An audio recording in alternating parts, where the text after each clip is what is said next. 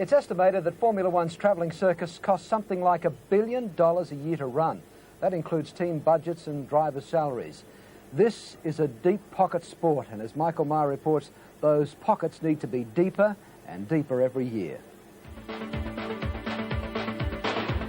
When it all happens in a blur, it's almost impossible to count the cost.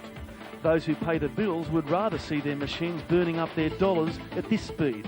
In the name of business or in the name of passion, the Grand Prix competitors collectively spend around $700 million a year on their sporting indulgence, and the recession has hardly dented the budgets. There are going to be, 16 cars going home tomorrow, Saturday night, not being able to take part in the race. So Formula One is oversubscribed with cars at the moment, so life can't be that difficult. That comes from Ken Tyrrell, one of the circuit's great survivors, and incidentally looking for a new motor after a year with Honda and desperate to re-sign sponsor Braun. Ken's done it before though, he'll do it again. It goes on all the time. Every team, there are perhaps 3 teams that don't have this problem. The rest of them, everyone is working hard to find sponsors, to find engine suppliers, to do something better than they're already doing. It's the teams that spray around the champagne that don't have to endure the scrap for backing. When you're a winner, like McLaren team boss Ron Dennis, you can afford to indulge in research and development, which isn't included in the number you're about to hear. To be competitive in Formula One, you certainly need more than $50 million. That's the best you're going to get. More than 50? To be competitive. And to be really competitive, maybe over 100? They're your words, not mine. Further down the pits, they're spending a relative pittance. Brabhams have had £10 million this year, so whatever the currency rate of exchange is, that's what they've had. That's around 24 million of our dollars. Then there's the footwork team. Somewhere up around 20 million US. That doesn't include the cost of the engines, which Footwork prefers Porsche had left in the factory. In a troubled year, the best result, a 10th in Japan. Spare a thought for the man behind Footwork, Wataru Ohashi. How does he feel about blowing $20 or $30 million a year? He's pretty upset about it. He's very committed to Formula One as an idea. In this game, you have to have as much patience as money. The Japanese have been on a steep learning curve.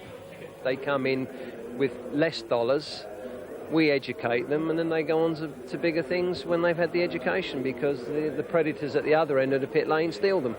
Like much of Formula One, Brabham is powered and funded by Japanese money, and there's more to come. When driver Martin Brundle moves to Benetton next year, the new man in the seat will be Japanese. He'll bring more than his helmet. All drivers, in some way or other, have to bring money or bring a sponsor at this level. So what sort of money are you talking about there?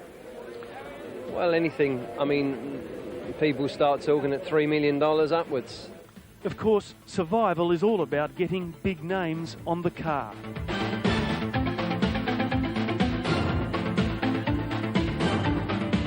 There's always the fashion sponsor, the sponsor who's sort of there as a sort of for a corporate ego reason, but the majority of people, especially the ones that have been in Formula One for 2 or 3 years, they really know what they're doing, they really know how to use the exposure and achieve a good return on their investment. With the recession, those investment decisions have become more hard-nosed. Loyalty sorely tested. When you lose your major Japanese sponsor, as LaRousse did earlier this year, you have to try something to keep on the track. The answer for LaRousse, to sell the car week by week. In Adelaide, a chain of Japanese pachinko or gambling parlours is paying around $600,000 for the pleasure. Now here it is, there's Suzuki going off, and you can see that was at the S's, and it was a very, very heavy one indeed. At Friday's qualifying, the sponsor won plenty of exposure, and you have to believe that any publicity is good publicity. And some, like Team Coloni, are even more innovative, or if you like, desperate. Coloni's taken to the practice of renting out part of the space on this car to individual Japanese businessmen. For $200 US, you get your name in Japanese and English. Unfortunately for investors, last time around in the Japanese Grand Prix, this car only went 3 laps in pre-qualifying before breaking down. When times are tough, it's enough to make you want to put the business on the market. which is exactly what the papers had Ken Tyrrell doing this week. Arrant nonsense, though, he says, and besides... Every team here is for sale. Every team here, perhaps with the exception of Ferrari, is for sale. If you go and offer Ron Dennis $200 million for his team, I've no doubt he'll take your money. 200 million, wouldn't buy it. And unfortunately, I have to disagree with Ken. Not everything is for sale, and not everybody is motivated by money. We're in Formula One, and my partner and I are in Formula One because we like the challenge and we like to win. Yes, he certainly does, and he knows how to win. There is a passion there that goes beyond dollars and cents for Ron Dennis. There is, but you must also recognise that Ken Tyrrell, at the same time, in his halcyon years, was every bit as competitive and successful in a way as Ron Dennis is today. So everyone has his day. Ken Tyrrell's had them. I hope one day he comes back to have them again. Ron Dennis, even though he is very well organised, cannot hope to have them forever. Yes, I guess the more you win, the closer you are to a defeat, aren't you?